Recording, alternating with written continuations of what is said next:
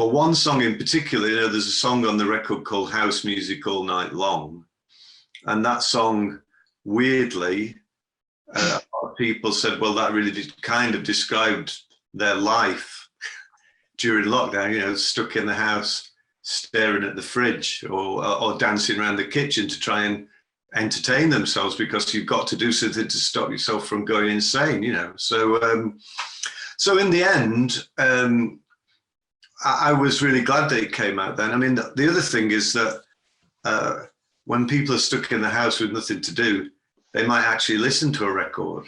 You know, before the pandemic, people would just listen to things when they were driving, or I don't know, you would stream something. But I think that, I mean, I have certainly during the lockdown, listening to records has been a real good release and escape for me, to put a record on and then go and sit there and actually listen to it. You know, the fact that everyone has had to stay at home or has had their life kind of put on hold for so long means that when we start to do things again after, you will have changed in some way. But what I'm hoping, please, is that that will be a positive thing, you know, because we'll appreciate so many things that we didn't before because we took them for granted. So I think it's a big opportunity, and I think, yeah, that's what I do actually believe that. I'm not just saying that to be optimistic. I think that I think that that's what will happen. And I bought a book in the gift shop of the place, which was called The Mind in the Cave, which I used that line in the song that you mentioned. I just thought that was a great title, you know, The Mind in the Cave. It seemed very intriguing. He thinks that creativity really is what makes us so different to other animals. You know, like a dog will not, cannot draw. A cat will not do a painting or a sculpture. You know, that no other animal really makes something that doesn't have a purpose. Like, you know, they'll build a nest or they'll do things like that, but they won't make artifacts. So I just got very excited by that. And I think because I was starting a new project, I thought, well, it's a bit like going back to square one. It's like I was the guy in the cave looking at a wall thinking, well, what am I going to put on that wall? You know, what am I going to do with it? So I kind of related to it, I suppose. When I went to those parties, you would see, you know, thousands of people, and people would dance from, say, 10 at night till maybe 8 o'clock the next morning. And when you got to around 6 in the morning, it was just like, it felt like a really primal tribal thing. You know, people were tired and they were just in this zone where it was instinctive. There was no intellect going on. It was just moving.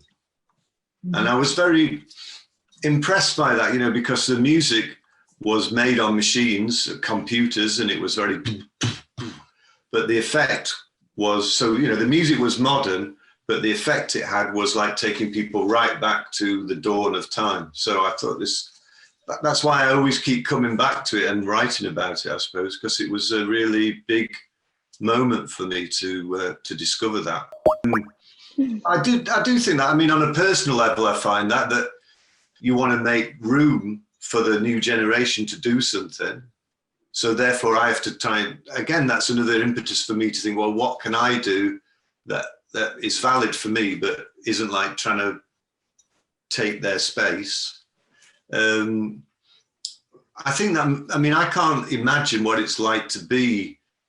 My son is 17, so the idea of what it's like to be 17 now, I have no perspective on that.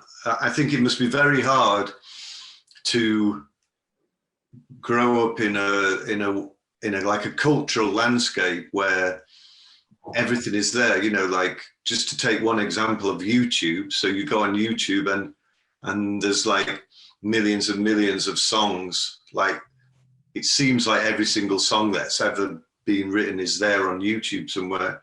And as a kid, you would think, well, what can I do? You know, how do I somehow find a place to say something that hasn't already been said. You know, since the referendum happened in 2016, for the next 2 or 3 years, that was the story that was in all the news all the time in the UK.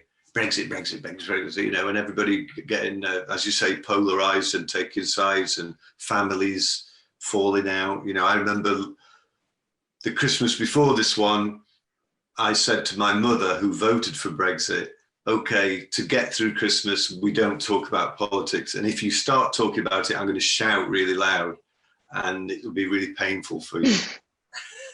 Because I can shout, you know.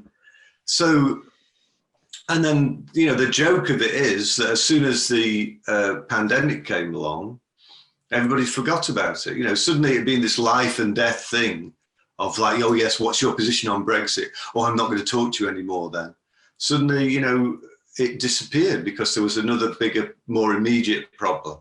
So I think that, I'm not going to mention Twitter, but I think that does point to something about these arguments, is that something is making them seem really significant, but actually they're not, because when a real life thing happens, something that's real, not a virtual thing, then they kind of disappear in a puff of smoke and no one's bothered about them anymore. So people are kind of building them into something that they're really not. And we have to find some way. I'm afraid I can't tell you how, but because I don't know, not because I'm mean. But we have to, yeah, I think it would be good for us to move beyond. But it's funny, you know, we're talking today, I think in 3 minutes time, Joe Biden is going to be inaugurated. No one really knows what that effect that's going to have. But I think the fact that Trump didn't get voted in again, that there was a real conscious effort of people to kind of, you know, that they closed down his Twitter accounts and things like that. They were, and there's been a big thing about respecting the democratic process and not letting things distort that. And what I would hope is that maybe that means that we've reached a place of awareness where we know that's a problem, and now people are trying to take steps to stop it from being such a problem in the future. So I would like to think, here's my optimism coming in again.